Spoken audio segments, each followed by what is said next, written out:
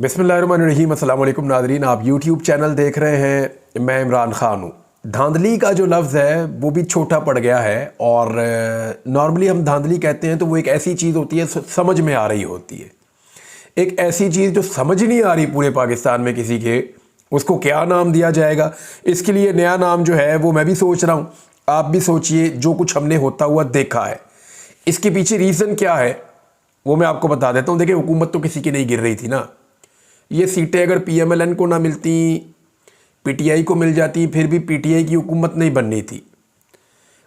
यानी किसी और को भी मिल जाती तो PMLN की हुकूमत नहीं गिरनी थी। ना PMLN की हुकूमत गिर जाती, ना PTI की हुकूमत बन जाती इन सीटों के हार जीत से। लेकिन दो तीन बहुत बड़ी चीज़ों का फ़र्क पड़ जाता। वो क्या फ़र्क पड़ता वो मैं आपको इस वीलॉग में भी बताऊंगा, लेकिन पहले ज़रा हक़ाइक़ आपके सामने रख देता हूँ। खैबर पख्तूनख्वा के नताइज बहुत जल्दी आ गए। हालांकि दूर दराज के इलाके हैं, बाजोड़ से नतीजा आ गया। वो दूर दराज का इलाका है क्योंकि वहाँ सूबाई हुकूमत मुदाखलत नहीं कर रही थी, वफाकी हुकूमत की मुदाखलत नहीं थी। वहाँ जो है वो फटाफट इलेक्शन होता है, नताइज गिनती होती है, वोटों की नताइज सामने आ जाते हैं। बाजोड़ से, डेरा इस्माइल खान से, कितना दूर दराज का इलाका है, वहाँ से नतीजा आ गया। कोहाट से नतीजा आ गया। यानी खैबर पख्तूनख्वा के नताइज हमारे सामने आ चुके हैं और वहाँ पाकिस्तान तहरीक इंसाफ ज़्यादा सीटें जीत गई हैं। एक सीट पे मुझे बहुत खुशी हुई है, यहाँ पाकिस्तान तहरीक इंसाफ का उम्मीदवार हारा और मुबारक ज़ेब, रेहान ज़ेब का भाई इलेक्शन जीत गया। रेहान ज़ेब इमरान खान का देरीना कारकुन, बहुत ज़बरदस्त जियाला पाकिस्तान तहरीक इंसाफ का और जान मारने वाला वर्कर था। वो शहीद हो गया था और उसके बाद जो है वो टिकट उसकी फैमिली को देने की बजाय पाकिस्तान तहरीक इंसाफ के लोगों ने इमरान खान साहब की शायद गैर मौजूदगी से फ़ायदा उठाया या क्या किया, वो गुलज़फ़र खान को टिकट दे दिया और उनकी फैमिली को जो है वो टिकट नहीं मिला। इसके ऊपर कोई गिले शिकवे भी हुए। लेकिन मुझे खुशी इस बात की है कि खैबर पख्तूनख्वा के लोग ये नहीं देखते खाली कि टिकट किसको मिला है, वो ये भी देखते हैं कि मौक़िफ़ किसका ठीक है, बंदा कौन ठीक है जिसको वोट डालना चाहिए। बहरहाल ये बड़ी लंबी लीड से जीत गया। 54,000 वोट मुबारक ज़ेब ने हासिल किए और 32,000 वोट पाकिस्तान तहरीक इंसाफ के हमायत याफ्ता जो है वो गुलज़फ़र खान ने हासिल किया। और ये दोनों पाकिस्तान तहरीक इंसाफ के ही उम्मीदवार थे। यानी यहाँ मुकाबला पाकिस्तान तहरीक इंसाफ का पाकिस्तान तहरीक इंसाफ के साथ ही था। मुबारक ज़ेब भी जहाँ पे जलसे में जाता था, इमरान खान का फ़ोटो, मुबारक ज़ेब भी जहाँ पे जलसा जुलूस कोई चीज़ करते थे तो पाकिस्तान तहरीक इंसाफ का झंडा, वो भी तहरीक इंसाफ को क्लेम करके इलेक्शन लड़ रहे थे। गुलज़फ़र खान भी पाकिस्तान तहरीक इंसाफ के ऑफिशियल अनाउंस्ड उम्मीदवार थे।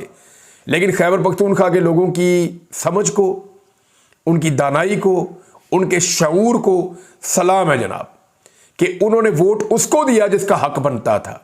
यानी पाकिस्तान तहरीक इंसाफ चाहे ज़्यादती कर दे उनकी क़यादत, या जो लोग इस वक्त मौजूद हैं फैसला करने वाले, वो चाहे ज़्यादती भी कर दें लेकिन पब्लिक ज़्यादती नहीं करती। मैंने आपको कई दफ़ा कहा कि अगर किसी एक पॉलिटिकल पार्टी का वर्कर आज शऊर की इंतहा के ऊपर है इस मुल्क में, जिसको प्रॉपर शऊर है और उसको पता है कि किसको वोट डालना है, किसका हक बनता है और किसका हक नहीं बनता, तो वो पाकिस्तान तहरीक इंसाफ है। उन्होंने मुबारक ज़ेब को कामयाब करवाया। अब तक की इतलात के मुताबिक फैसल अमीन गंडापुर बड़े मजबूत कैंडिडेट पाकिस्तान तहरीक इंसाफ के, और ये फैसल अमीन गंडापुर के बारे में मैं आपको बताऊं कि ये खैबर पख्तूनख्वा की पिछली हुकूमत के अंदर वज़ीर भी थे और फ़ॉरेन क्वालिफाइड है। अगर अली अमीन गंडापुर के घर के अंदर कोई सबसे ज़्यादा काम करने वाला, सबसे ज़्यादा पॉलिटिक्स को समझने वाला, एडमिनिस्ट्रेशन को समझने वाला और अपने आप को डोनेट करने वाला आदमी है काम के लिए, तो वो फैसल अमीन गंडापुर है। मैं उसकी इसलिए तारीफ़ करता हूँ कि मैंने उसके काम को देखा माजी में। तो वो अब MNA बन के कौमी असम्बली में पहुँच गया। फैसल अमीन गंडापुर ने जो है वो रिकॉर्ड लीड ली है खैबर पख्तूनख्वा से। उनके मुखालिफ को सिर्फ 9500 वोट पड़े हैं और इसके मुकाबले में उन्होंने लगभग 57,000 से ज़्यादा वोट लिए हैं। ये तो हो गई खैबर पख्तूनख्वा। अब पंजाब में क्या हुआ? पंजाब में हुई तबाही। सबसे पहले तो मैं आपको बताऊं कि गुजरात से जो हम मनाजिर देख रहे थे ना कि डब्बे जो हैं बैलेट बॉक्स, उनके अंदर एक एक करके वोट डालने का टाइम भी नहीं था धांधली करने वालों को। एक एक करके वोट डालने का टाइम नहीं था। उन्होंने कापियों की कापियां डाली हैं अंदर, ठप्पे लगा लगा के, फोल्ड करने का टाइम नहीं था, कापियां ही अंदर घुसेड़ दी उसके डब्बों के। इस तरह तो वोट पड़े हैं। फिर ठप्पे जहां जहां पे जिस जिस तरह लगे वो सबने देखे। यानी आप चेक करें कि किस किस्म का झुर्लू होगा कि मूसा इलाही नामी बच्चा परवेज इलाही से जीत गया, और वो भी गुजरात के अंदर। यानी कोई सोच भी नहीं सकता था कि परवेज इलाही से मूसा इलाही नामी एक बच्चा जीत जाएगा, और वो खास तौर पे उस वक्त जीत जाएगा जब परवेज इलाही कुर्बानियां दे रहा है और पाकिस्तान तहरीक इंसाफ का सदर भी है और पाकिस्तान तहरीक इंसाफ का तोती बोलता है मुल्क में। तो कल का बच्चा 34,000 की लीड से ज्यादा जो है परवेज इलाही से जीत गया। यानी उसको पड़े हैं लगभग कोई 71,000 वोट और परवेज इलाही साहब को पड़े हैं 37,000 वोट। कोई मानने वाली बात है? नहीं मानने वाली बात। मोडस इलाही जो है उसको लाहौर में शिकस्त दे दी गई है, जबकि लाहौर की बाकी सीटें भी पीएमएलएन ने छीन ली हैं। अच्छा, हुआ क्या इलेक्शन के बाद? तलागंग की सीट भी उन्होंने ले ली है, वजीराबाद की। पंजाब के अंदर नून लीग ने लगभग धांधली का क्लीन स्वीप किया है। और ये कैसे किया है ये पहले से अनाउंस कर रहे थे, और ये क्यों किया है ये भी मैं आपको बताता हूं, लेकिन तरीका वारदात आप देख लें। इस दफा ये सोच लिया गया था कि चाहे ये वाली धांधली करें चाहे वो वाली धांधली करें, फॉर्म 47 करें, फॉर्म 45 करें, ठप्पे लगाएं, कुछ करें, वोटों को जाया करें, जो मर्जी करें, धांधली इतनी टका के करनी है कि बड़े मार्जिन से हमने इस इलेक्शन को हर हाल में जीतना है। धांधली का कोई एक तरीका भी मेरे नॉलेज में ऐसा नहीं है जो कल के दिन इस्तेमाल ना किया गया हो। 21 अप्रैल को तमाम तरीके जो मुरवजा तरीके धांधली के हैं वो सारे इस्तेमाल किए गए। इसके पीछे मकसद क्या था ये बाद में बताता हूं, लेकिन पीएमएलएन ने तकरीबन सारी सीटें यहां धांधली करने के बाद जो है वो स्वीप कर ली हैं पंजाब के अंदर। और खैबर पख्तूनख्वा का रिजल्ट भी आपके सामने है। सबसे बड़ा इस मुल्क के अंदर जो धांधला हुआ है वो एक्चुअली जो मुकाबला पीपल्स पार्टी का और पीएमएलएन का था, ये मुकाबला इस मरतबा पंजाब में तो पीएमएलएन जीत गई, लेकिन सिंध में पीपल्स पार्टी ने मैदान मार लिया है। उसकी वजह मैं आपको बताता हूं कि इस लेवल की वहां पे धांधली हुई है कि सिर्फ आप नंबर सुनेंगे तो आप हैरान रह जाएंगे कि कंबर शदाद कोर्ट में पीपल्स पार्टी ने NA 196 में 91,000 वोट ले लिए। 91,000 वोट्स, 91,000 वोट्स, और उसके मुकाबले में 2700 वोट पड़े दूसरे उम्मीदवार को। तो ये तो मुमकिन ही नहीं है ना, ऐसे तो होते ही नहीं है। लेकिन हमने देखा कि इस मर्तबा यहां ऐसे भी हुआ। तो पीपल्स पार्टी तो जानबूझ के ऐसा लगता है कि चीजों को इस तरीके से करती है ताकि सब ये मान ले कि भाई हमने ऐसे इक्तदार में आना, जो जिसने करना ना वो कर लो। यानी आसिफा जरदारी के लिए जिस तरह इलेक्शन लड़ा गया और जो उसके लिए माहौल बनाया गया आसिफा जरदारी के लिए कि चुक लो सारे उम्मीदवार मुखालिफ, सबको बिठा दो, जो नहीं बैठता उसको उठा लो, उसके कागजात मुस्तरद करा दो, गायब कर दो बंदा, और धूण धांधली जबर ताकत के साथ इलेक्शन जीते बगैर अपनी जीत अनाउंस करवा के जाके हलफ उठा लो इलेक्शन वाले दिन से पहले ही।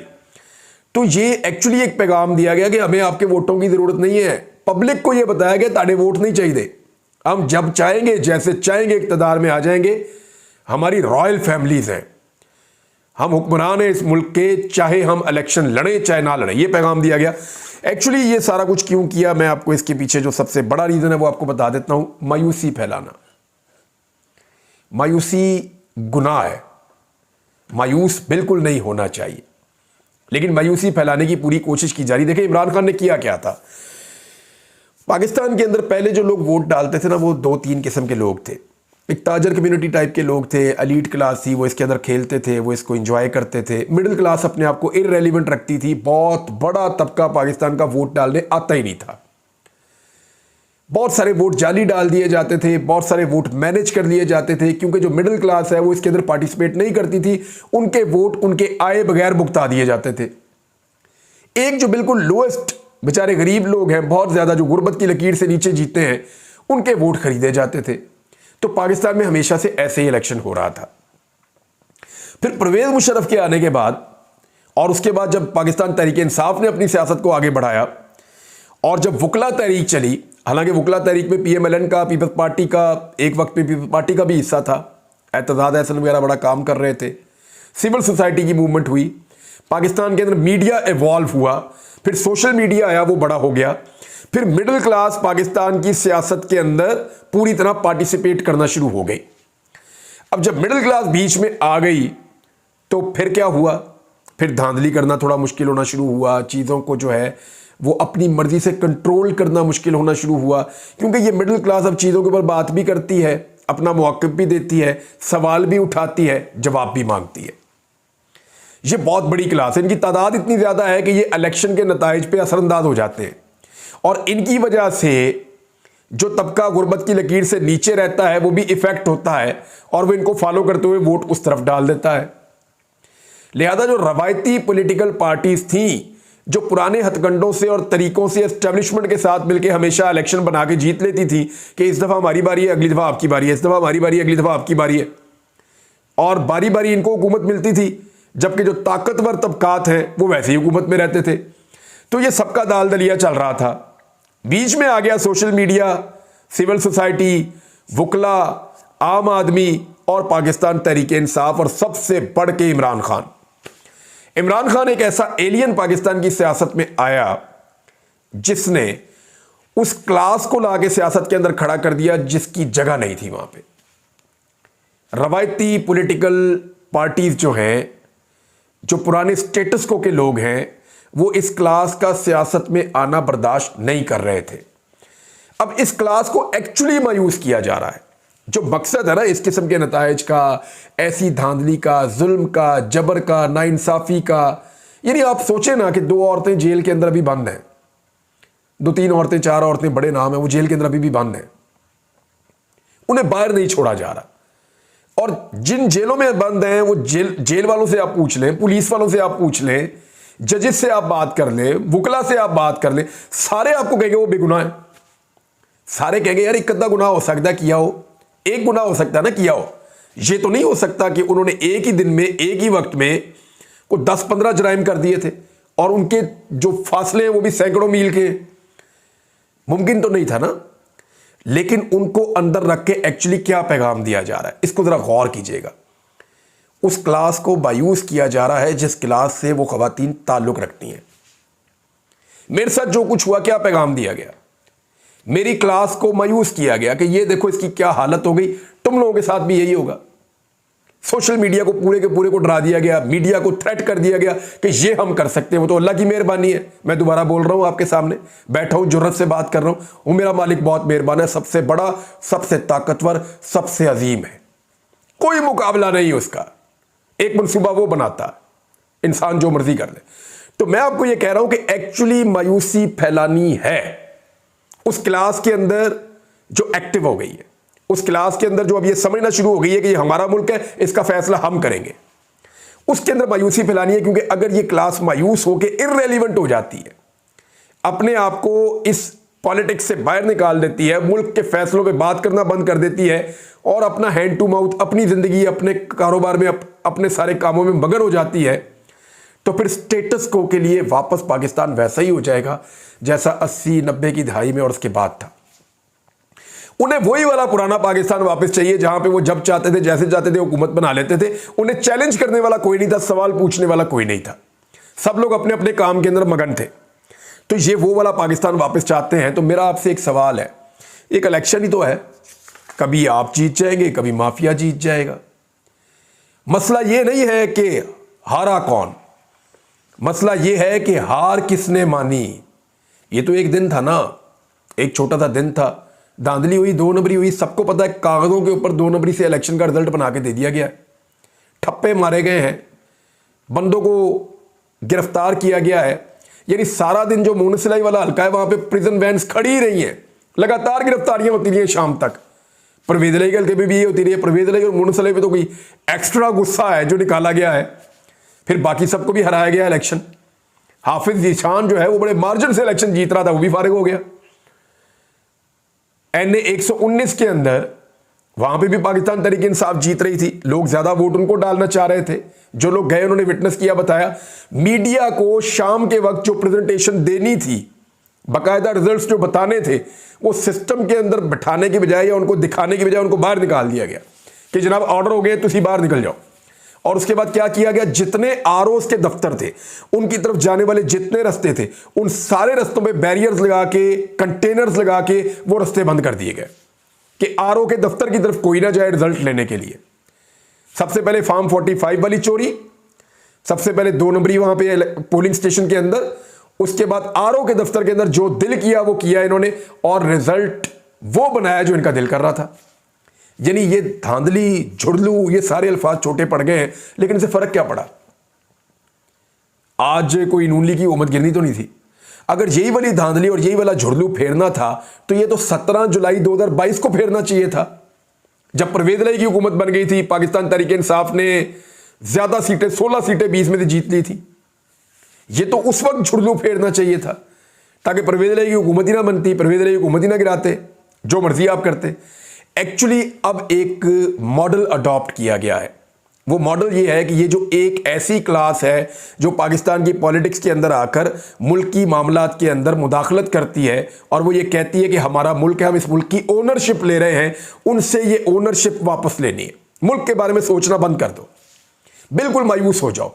तो मेरी आपसे ये गुजारिश है कि ये उल्टे लटक जाए, सीधे लटक जाए, ये वाला हथकंडा करें, वो वाला हथकंडा करें, कुछ भी करें, जीत हमेशा हक की होती है। स्टेटस को आपसे जीत नहीं सकता।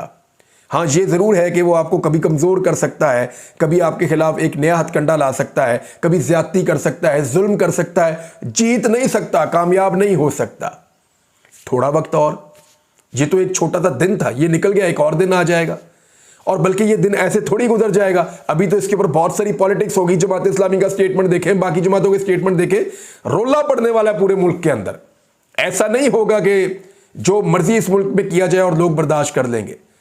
चीजें जो हैं उनका फर्क पड़ेगा। यहां अदालतें मौजूद हैं, इंसाफ के इदारे मौजूद हैं, कानून मौजूद है, इंटरनेट खुलेगा, वीडियोस आएगी, पता चलेगा कि ये इलेक्शन हुआ कैसे है। हमें सबको पता कि काजी फायद ईसा साहब कुछ नहीं करेंगे, क्योंकि इससे पहले भी उन्होंने कुछ नहीं किया, कुछ नहीं करेंगे वो। लेकिन वो कुछ नहीं करेंगे तो वो अपनी तारीख लिखेंगे कि एक्चुअली वो कौन थे और उन्होंने बतौर चीफ जस्टिस किस तरह काम किया था। तो कोई तारीख में हारेगा, कोई मैदान में हारेगा, लेकिन याद रखिएगा, हारेगा वही जो हार मान लेगा। अगर आप हार नहीं मानेंगे ना और आप चिपके रहेंगे इस सिस्टम के साथ, तो एक दिन आप जीत जाएंगे। और वो दिन ज्यादा दूर नहीं है। मायूस नहीं होना, बस दिल नहीं छोड़ना। अब तक के लिए इतना ही। अपना ख्याल रखिएगा, अपने चैनल का भी। अल्लाह हाफिज।